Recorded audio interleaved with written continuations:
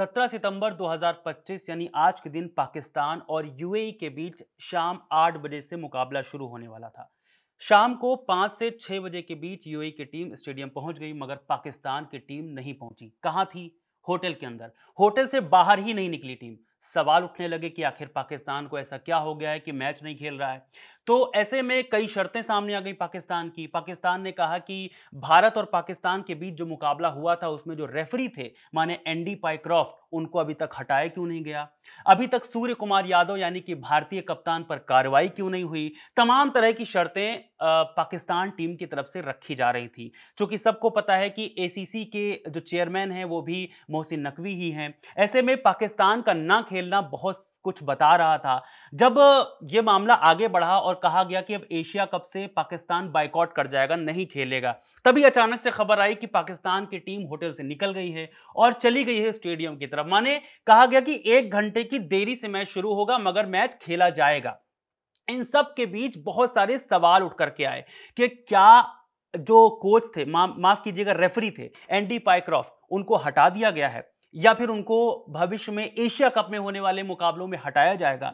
हालांकि अभी इसका जवाब नहीं मिला है, मगर जो पाकिस्तान की शर्तें हैं उसमें कहीं ना कहीं ये सवाल खड़े होते नजर आ रहे हैं। क्या सूर्य कुमार यादव पर अब कार्रवाई होगी? क्योंकि जैसा कि पाकिस्तान की मांग थी, मगर आईसीसी के चेयरमैन, सबको पता है, जयशाह हैं। तो ऐसा कुछ होना बहुत हद तक संभव तो नहीं है, क्योंकि पाकिस्तान की जो मांगे हैं वो जायज नहीं है। पाकिस्तान का कहना था कि सूर्य कुमार यादव ने एंडी पाइक्रॉफ्ट के कहने पर उनसे हाथ नहीं मिलाया, हैंडशेक नहीं किया। उसके बाद पूरी टीम ने पाकिस्तान की टीम के साथ हाथ नहीं मिलाया, हैंडशेक नहीं किया, क्योंकि वो पाकिस्तान को नीचा दिखाना चाह रहे थे। और इसी को लेकर पाकिस्तान ने खुद को अपमानित समझा और इसके बाद जो सलमान अली आगा है, यानी मैच खत्म होने वाली सेरेमनी है, उसमें भी शामिल नहीं हुए। पाकिस्तान ने अपना विरोध जताया। बाद में पाकिस्तान की तरफ से जो दिग्गज खिलाड़ी हैं, चाहे शाहिद अफरीदी हो, चाहे कोई भी उनकी तरफ, चाहे राशिद लतीफ हो, मगर जिस तरह से पाकिस्तान बोल रहा है कि कार्रवाई होनी चाहिए सूर्य कुमार यादव को, तो वो हमारी टीम की या किसी भी टीम की मर्जी हो सकती है। सूर्य कुमार यादव और उनकी टीम का एक डिसीजन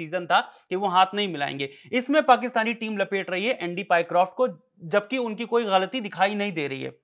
हमने एंडी पाइक्रॉफ्ट के जीवन पर और उनके साथ साथ क्या जुड़ी समस्याएं हैं या उनके साथ क्या क्या जीवन में बीता है, माने वो कितना ज्यादा विवादों में रहे, इसको लेकर के एक हमने वीडियो भी बनाया है, आप जाकर के देख सकते हैं खबरगांव के यूट्यूब चैनल पर। मगर अगर 14 सितंबर की बात करें, जिसको पाकिस्तान रेफरेंस बनाकर ये बोल रहा है कि हम मुकाबला ना खेलते, उसमें क्या हुआ था? उसमें पाकिस्तान की टीम बुरी तरह से हारी थी, जो हमेशा होता है।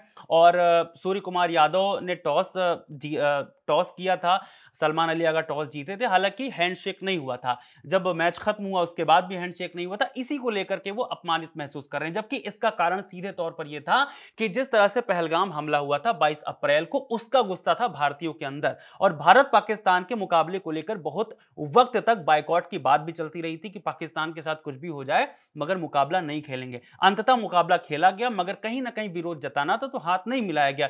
इसी चीज को पाकिस्तानी तूल बना करके कह रहे हैं कि हमको ये अपमानित करने वाली बात है।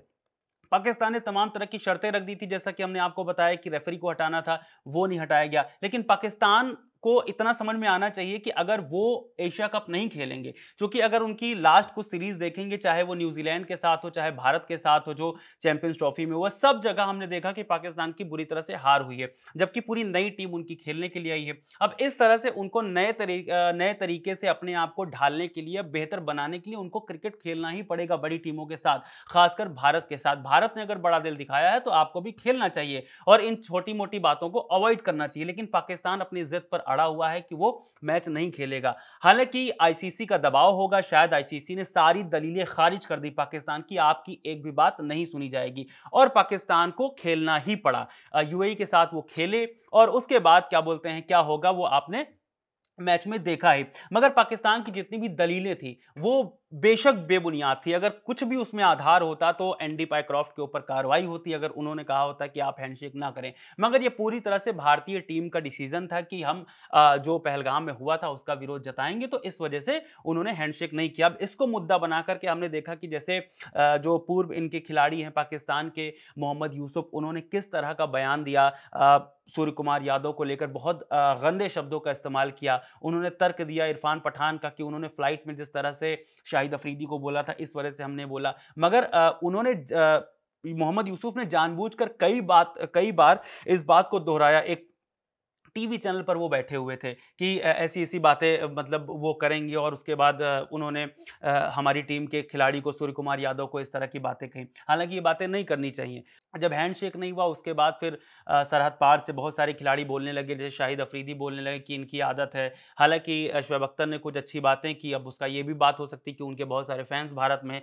मगर ख़ैर, पाकिस्तान की सारी दलीलें जो हैं यहाँ पर फ़ेल होती दिखाई दे रही हैं, और एक भी जो उनके तर्क हैं या फिर एक भी जो उनकी चालें हैं वो यहाँ पर कामयाब होती हुई नहीं दिखाई दे रही हैं। आईसीसी ने साफ कहा है कि एंडी क्राफ्ट की कोई गलती नहीं थी। वो हो सकता है पाकिस्तान का अपना भारतीय टीम का मामला हो जो हैंडशेक नहीं किया था। इसमें पाकिस्तान को इतना तूल नहीं बनाना चाहिए। हालाँकि क्या मामला निकला है, किस लिए पाकिस्तान इतनी जल्दी राज़ी हो गया यूएई के साथ क्रिकेट खेलने के लिए, एशिया कप में रहने के लिए, ये तो हमें कल या परसों तक या कुछ घंटों में पता चल ही जाएगा। आप खबरगाँव के साथ बने रहिए। बहुत शुक्रिया।